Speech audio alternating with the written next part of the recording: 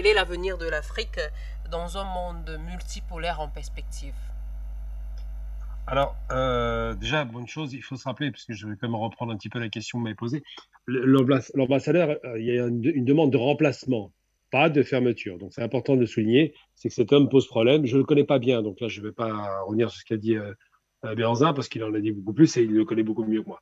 Il n'en demeure pas moins que, effectivement, c'est une demande de remplacement. On n'est pas dans la rupture totale. Par contre, la question que vous me posez, c'est quel serait l'avenir de l'Afrique? Je vais rebondir à nouveau sur ce qu'a dit Benzin par rapport à la question de l'ouverture des frontières.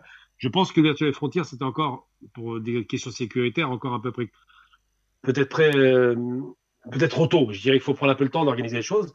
En revanche, comme l'Europe l'a fait d'ailleurs très sur le tard, Schengen, c'est arrivé très très tard. En revanche, l'intégration économique est nécessaire, il a raison. L'intégration économique par la souveraineté monétaire. Or, je l'ai dit plusieurs fois, je le répète à nouveau, je le répéterai à satiété s'il le faut, il faut que l'Afrique soit, comme Kadhafi l'avait proposé à l'époque, crée sa propre monnaie qu'on pourrait appeler Africa. Africa, c'est un nom qui ne vient pas d'Europe, hein, ça vient de chez nous. Donc c'est un nom qu'on peut parfaitement utiliser comme monnaie unitaire, parce que les ressources de sous-jacent monétaire, donc ce qui permet d'appuyer la valeur d'une monnaie, existent en Afrique. Ce sont les matières premières de vie, matières premières, matières minières, pétrolières, gazières, enfin on a tout ce qu'il faut pour donner une valeur réelle, une valeur intrinsèque à la monnaie. Et par rapport à ça, effectivement, si on obtient une souveraineté monétaire, donc virer le franc CFA, le mot franc CFA pose problème. Il n'a rien à faire en Afrique.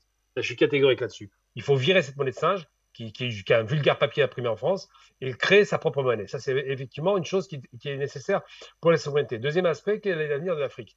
Eh bien, une fois que vous avez une souveraineté monétaire, que vous avez une souveraineté économique, que vous choisissez vous-même, que vous cotez vous-même vos matières premières, c'est-à-dire qu'on n'impose pas le prix de l'extérieur, comme c'est actuellement le cas à Chicago, Londres, New York, ou la City, enfin c'est plus possible de voir que les prix des matières premières sont imposés par l'étranger alors que c'est pas eux qui produisent.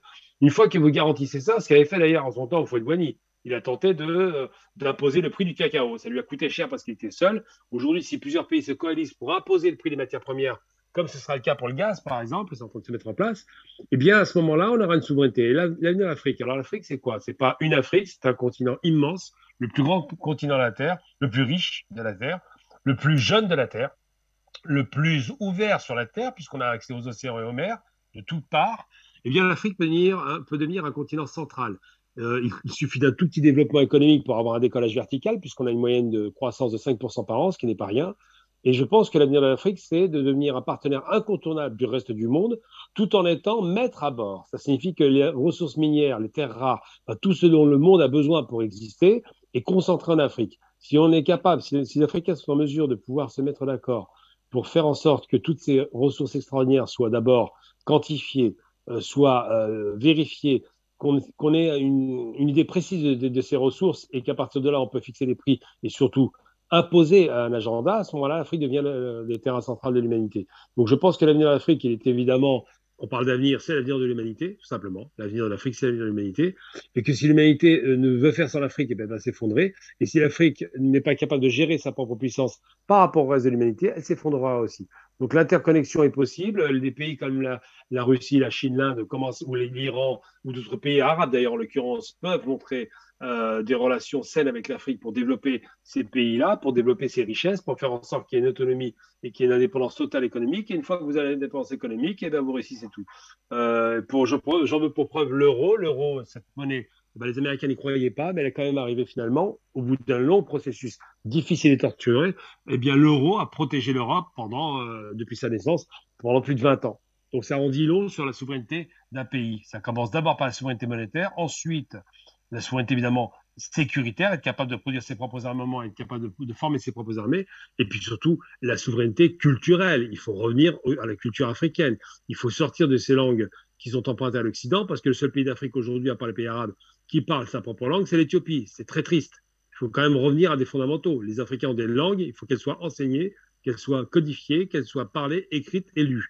Donc tous ces éléments-là sont constitutifs d'une puissance retrouvée. Et je pense que l'Afrique est, évidemment, pour répondre à votre question de façon définitive, l'avenir de l'humanité. Beaucoup, Gamal Abina, merci pour toutes ces explications. Alors, très rapidement, pour sortir Benzin, un dernier mot peut-être. Hein, vous avez peut-être un dernier mot à dire pour sortir de l'émission, pour la conclure en tout cas. Oui, oui, et j'aimerais juste dire au peuple burkinabé d'être unis, rester serein, ne paniquez pas, et la libération de votre pays est entre vos mains. Mais surtout, n'oubliez pas vos martyrs. Et parmi vos martyrs, il y a un qui est très célèbre qui s'appelle la Dioro. J'avais fait une sortie en révélant le rôle joué par l'ambassade de France au Burkina Faso, notamment de Luc Alad, dans l'assassinat de ce que je qualifie d'assassinat de l'ambassadeur français de la Dioro au Burkina Faso. Donc c'est très important de ne pas oublier que l'ambassadeur de France au Burkina Faso a participé à la localisation ou géolocalisation de la Dioro pour ensuite permettre à ce qu'ils appellent les terroristes de le tuer parce qu'ils l'ont fait pour fragiliser Roch Kaboré qui est devenu un élève très, comment dire, impopulaire pour eux, étant donné que la Dioro était très proche de Roch Kaboré. Ils savaient très bien que la mort de la Dioro allait fragiliser le pouvoir de ce monsieur. Donc, tout ça là aujourd'hui, je dis, c'est terminé, c'est fini. Il faut qu'il plie bagage et qu'il retourne en France se reposer un peu. C'est tout. À vous, Ngouti Béanzar, merci. Hein. Afrique Média, le monde, c'est nous.